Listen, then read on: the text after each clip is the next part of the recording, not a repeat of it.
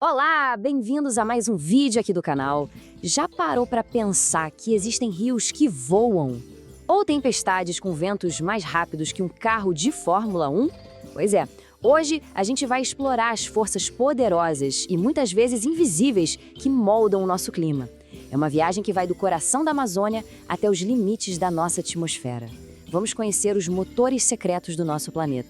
Olha só o nosso roteiro. A gente começa aqui, no básico, entendendo a diferença crucial entre tempo e clima. Depois, vamos literalmente decolar, subindo pelas camadas da atmosfera. De lá, a gente mergulha num dos fenômenos mais incríveis do Brasil, os rios voadores.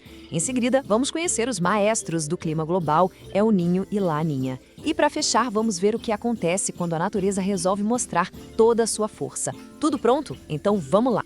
Então, para começar, vamos tirar uma dúvida que parece simples, mas que é a base para a gente entender todo o resto. Afinal, qual é a diferença entre tempo e clima? Pensa assim, ó. O tempo é uma foto, um clique. Ele captura o agora. Tá chovendo? Tá fazendo sol? Isso é o tempo. Quem estuda isso é a meteorologia.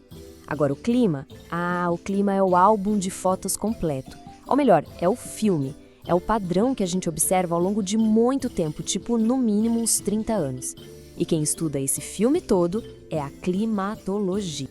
E para ficar bem claro, olha esse exemplo aqui. Imagina um dia de calor absurdo em São Paulo, 42 graus, um recorde. Isso é um evento de tempo. É um frame isolado daquele filme que a gente falou. Para a gente poder falar em mudança de clima, esse calor teria que se tornar um novo normal, sabe? Um padrão que se repete por décadas. Ok, com essa base bem entendida, agora é hora de subir. Vamos para o palco gigantesco e super complexo onde todo o show do clima acontece, a atmosfera da Terra. A atmosfera não é uma coisa só, uma camada única. Ela é mais parecida com uma cebola, sabe? Com várias camadas, uma em cima da outra. E cada uma delas tem suas próprias regras, suas próprias funções. A gente vive aqui embaixo, na troposfera, mas o que acontece lá em cima define muita coisa aqui para nós. Então, nossa viagem começa na troposfera, o nosso lar, onde o tempo acontece. Subindo um pouco, a gente chega na estratosfera, onde fica a importantíssima camada de ozônio, que é o nosso escudo protetor contra a radiação. Mais para cima, na mesosfera, que é super fria, é onde os meteoros viram estrelas cadentes. E lá no topo, a gente chega na termosfera, um lugar quente, gigante, e que é palco de um dos shows de luzes mais incríveis da natureza. E que espetáculo, hein? As auroras são basicamente uma dança cósmica. Partículas que vêm do Sol, os tais ventos solares, encontram o campo magnético da Terra. Aí, elas são puxadas para os polos e batem nos gases da termosfera. O resultado é essa explosão de luz. É a prova de que o nosso planeta está o tempo todo conversando com o espaço.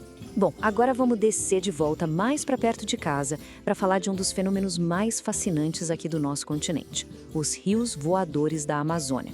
A pergunta que guia a gente aqui é a seguinte: como é que uma floresta lá no norte do país tem o poder de levar chuva para lugares que estão a milhares de quilômetros de distância? A resposta está nesses rios invisíveis que voam sobre as nossas cabeças. Rios voadores, o nome parece poesia, né? Mas ele descreve um processo muito real e muito poderoso. Tenta imaginar massas de ar gigantescas carregadas de umidade viajando pelo céu. E quando eu digo gigantescas é porque elas podem carregar o volume de água maior do que o do próprio rio Amazonas. É muita água. E o caminho que esse rio invisível faz é incrível. A viagem começa lá no Oceano Atlântico. A umidade evapora, viaja para o continente e cai como chuva na Amazônia. Só que a água não para por aí. A floresta, com suas bilhões de árvores, funciona como uma bomba d'água gigante, devolvendo essa umidade para o ar. Esse processo se chama evapotranspiração. Aí, esse novo rio de vapor é empurrado para o oeste, dá de cara com a muralha da Cordilheira dos Andes e é obrigado a desviar, irrigando todo o centro-sul do Brasil. Agora, saindo da escala continental dos rios voadores, a gente vai para uma escala global. Vamos falar dos grandes maestros do clima do Oceano Pacífico, o El Niño e a Laninha. Pensa no El Niño como se o Oceano Pacífico estivesse com febre. As águas na superfície, perto da América do Sul, que normalmente são frias, esquentam muito mais do que deveriam. E esse calor todo não fica parado. Ele funciona como uma pedra que a gente joga num lago, sabe? Cria ondas de impacto que bagunçam os padrões de chuva e de temperatura no mundo inteiro. E aqui no Brasil os efeitos são bem nítidos. Enquanto o norte e o nordeste sofrem com menos chuva e mais seca, lá para o sul, sudeste e centro-oeste, a tendência de temperaturas mais altas e um volume de chuva bem maior que o normal. Já a Laninha é o exato oposto, é o espelho do El Niño. Em vez da FEB, a gente tem um resfriamento. As mesmas águas do Pacífico ficam mais frias do que o normal. E isso também mexe com tudo, fortalecendo os ventos e mudando os padrões de chuva de um jeito diferente, mas com impacto global igualmente poderoso. E, claro, os efeitos no Brasil também se invertem. Com a Laninha, geralmente chove mais no norte e o risco de seca diminui lá no nordeste. Já no sul, sudeste e centro-oeste, o tempo tende a ficar mais seco e as temperaturas um pouco mais amenas. Agora, a gente vai ver o que acontece quando esses sistemas todos levam o clima a situações extremas, com fenômenos como cúpulas de calor e tempestades com poder de destruição enorme. Uma cúpula de calor, ou domo de calor, é exatamente o que o nome diz. Uma área de alta pressão no céu funciona como se fosse uma tampa numa panela, prendendo o ar quente perto do chão. Sem ter para onde escapar, esse ar vai esquentando cada vez mais, dia após dia, criando ondas de calor super intensas e perigosas. E do calor extremo, vamos para o poder dos ventos. A escala aqui é assustadora.